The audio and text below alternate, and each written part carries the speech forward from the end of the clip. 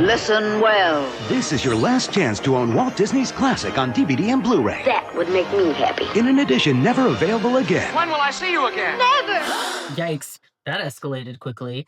But seriously, that voice, that music, Mickey's friends turning up the pressure, Disney produced more than just a commercial. They gave us a warning, a ticking clock, and for millions of kids in the 80s and 90s, it worked. You saw that Mickey-shaped vault door close, and suddenly there was only one mission: get that tape. But here's the twist.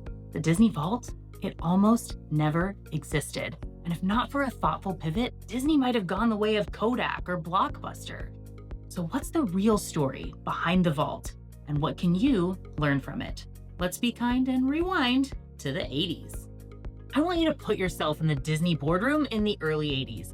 Theatrical re-releases were the norm. Snow White, Cinderella, Sleeping Beauty, each rolled out every 7 years or so to packed theaters, generation after generation. That was Disney's model: rarity, nostalgia, and a box office payday. But a new technology was gaining steam: VHS. At the time, most home video purchases weren't for families. They were for video rental stores, paying around $80 a tape. Once they had it, they could rent it out endlessly for $2.99 a night. Great for Blockbuster, not great for Disney's business model, which posed a serious question for Disney. If Snow White's available on demand at the corner video store, why would anyone wait 7 years to see it in a theater again? And when Disney looked around, they saw a cautionary tale. Other studios, Universal, Paramount, Warner Brothers, they were all diving headfirst into the VHS craze, hoping to ride a wave of fast sales. They'd release a blockbuster, rake in a burst of sales, and then watch the value plummet. Movies became commodities, one and done. No magic, no mystery, no repeat business, and that scared Disney. Why trade decades of box office returns for one high-priced sale to a rental chain? They weren't just protecting profits, they were guarding the magic. So they hit pause, not because they didn't believe in home video, but because they didn't want to destroy what was already working. That fear of breaking what already works was stronger than the pull of an unknown upside. Then, in 1984, Michael Eisner came on board as Disney's new CEO and settled the debate. It was yes to VHS, but not forever and not all at once. He saw what everyone else missed. You don't have to give up scarcity. You just have to reframe it. Instead of dumping everything into stores and forgetting about it, Disney turned VHS into an event. Special packaging, behind-the-scenes features from the archives, new cover art, and most importantly, a deadline, available for a limited time before it returns to the vault. It wasn't just smart marketing, it was a master class in behavioral science, leveraging scarcity, social proof, urgency, and yes, a heavy dose of loss aversion. And they did not hold back on the guilt and FOMO. Check out some of these commercials. Don't you wish you bought Pinocchio when you had the chance? Wouldn't you love to have Lady and the Tramp in your collection? Now they're gone.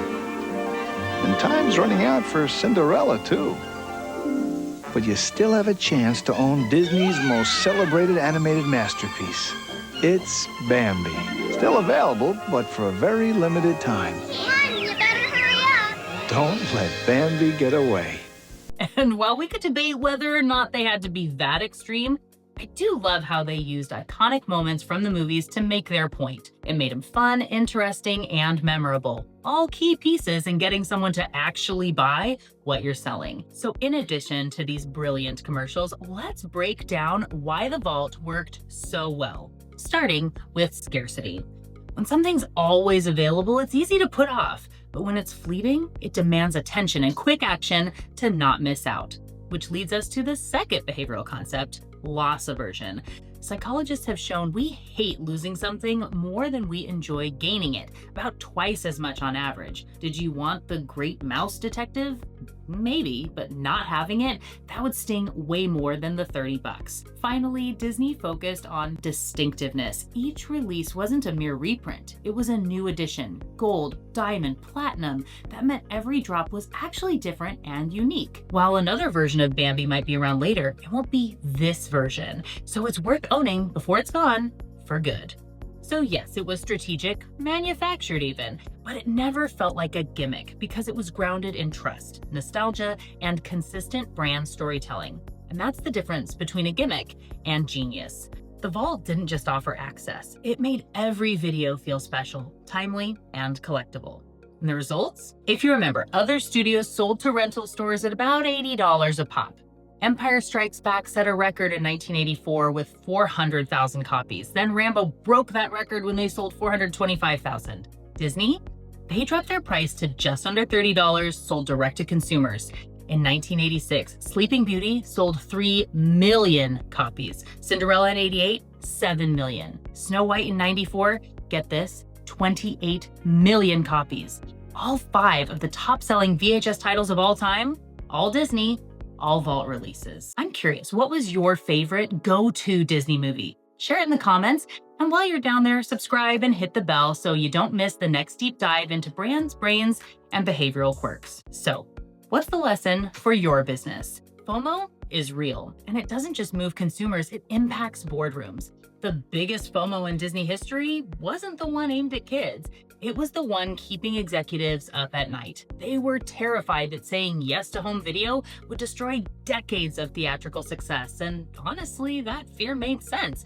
Loss aversion is a powerful force, especially when you've built something that works. But here's the thing, fear of loss is always going to be louder than potential gain unless you reframe it. That's what Eisner did.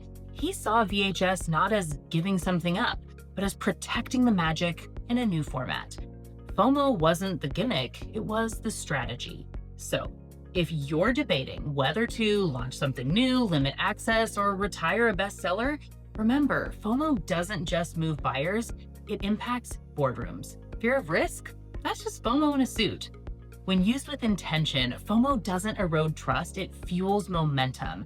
And while the Disney Vault may be closed, the behavioral brilliance behind it, that's timeless. I'm Melina Palmer, and until next time, remember to be thoughtful.